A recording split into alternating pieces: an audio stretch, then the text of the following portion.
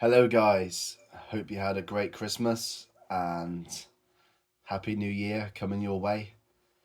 Um, some great news landed yesterday, 28th of December, that this band here, Swervedriver from Oxford, the legendary grunge gazers, are back with a new EP, which has been rumored for a long time. I knew about it for a while, but now we've got the details in full. It's coming on the 7th of March 2025.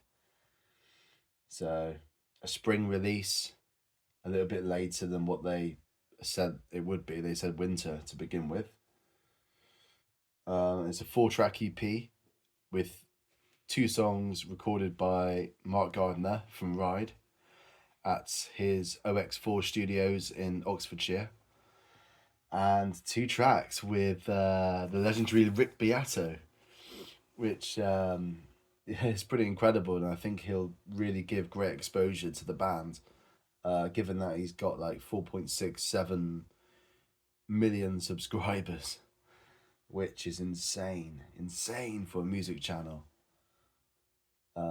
Yeah, I'm really interested to hear what it's gonna sound like because we don't really know Rick's sort of we haven't really heard much from his productions. Um, he I think he was in a band called Billionaire. He did some kind of like new metal post grungy bands in the late 90's and early 2000s.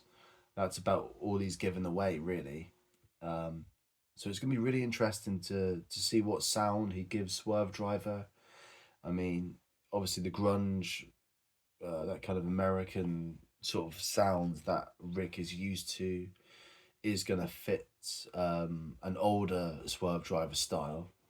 Um, which is something they kind of moved away from actually on like when they reformed and they did I Wasn't Born to Lose You and Future Ruins. They kind of lost the that kind of American grunge thing, and they went more into the shoegaze. Definitely the British style shoegaze. They definitely went more into the MBV kind of thing, that side of it.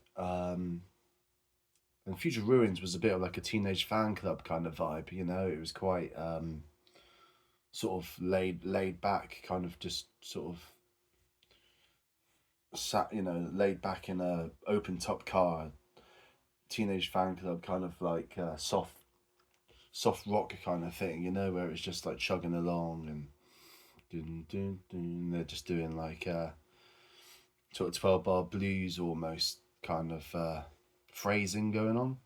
So that that kind of swing kind of dun, dun, dun, dun, dun, dun, dun, dun, dun, dun. It was a lot of Future Ruins reminded me of the Teenage Fan Club. Um, it wasn't quite as effects heavy as I Wasn't Born to Lose You, which for me, I think I Wasn't Born to Lose You is my favorite Swervedriver record of all time, beating their 90s stuff like Raise and Mescal Head. Um, I just think they got it spot on. People complain about the loudness wars a little bit with it, but you know, 2010s was kind of rife with that, wasn't it? I think it's perfect. You just turn it down if it's too much for you. But yeah, I do agree. Like, you don't need to kind of compete in the loudness wars things. But given that their debut album Raise was like low volume, it's a very low volume album. That Raise album, because even with it cranked right up, it's still quite quiet. I remember listening on my like iPod to it and stuff, and getting the earphones in, and even with earphones and headphones, it's still not cranked enough. So, maybe the other extreme is good as well. But yeah, yeah. So really looking forward to seeing the results of that. It definitely puts the bad memories of Future Ruins behind, because for me personally, and I'm not sure how many other people this happened to, but Pledge Music, that corrupt company that was like meant to be like the fair alternative to Spotify, complete blaggers, right? I paid for a bloody signed plectrum, right? And the album, and none of it came, and that was like 50 quid or something. Um, which I think I'm one of the lucky ones really, because there were bundles you could buy from this like blagging site, where the CEO got arrested when they found out it was completely fraudulent and corrupt. So they shut that down like 2020 or something. End of 2019, they got done, busted, and yeah. But I just hopefully no one paid for like the packages. Like there was one that was like seven, was it 9 grand or something for like to bring the band to your own back garden, and like none of it was true. I mean, if you paid that, I mean, I really feel sorry for you, and I really hope you got your money back on that. But yeah, anyway, what I'm trying to say is I just hope that the World's Fair EP, this is the new one. I forgot to say the name of it. The World's Fair EP it's going to be called. 4 tracks.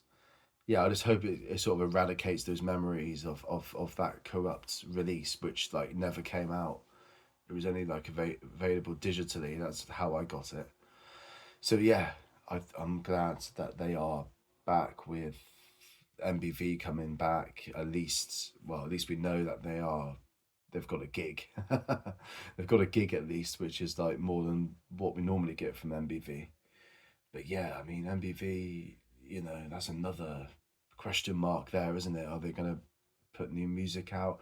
I think they will, because I know that they came back in 2018 and they didn't release anything then, but I think that was because I think they were, but Kevin Shields just wasn't happy.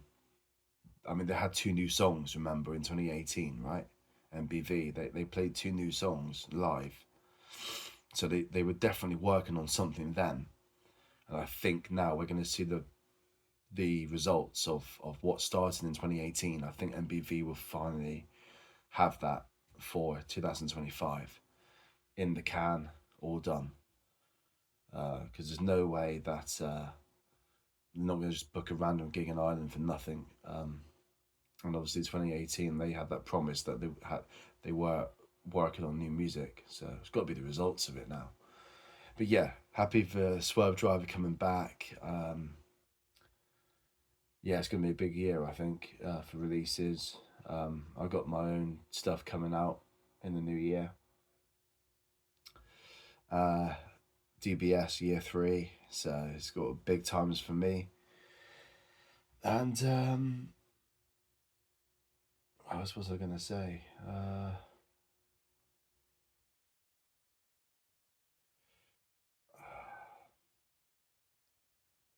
I think I was gonna try and make a point, wasn't I, about something?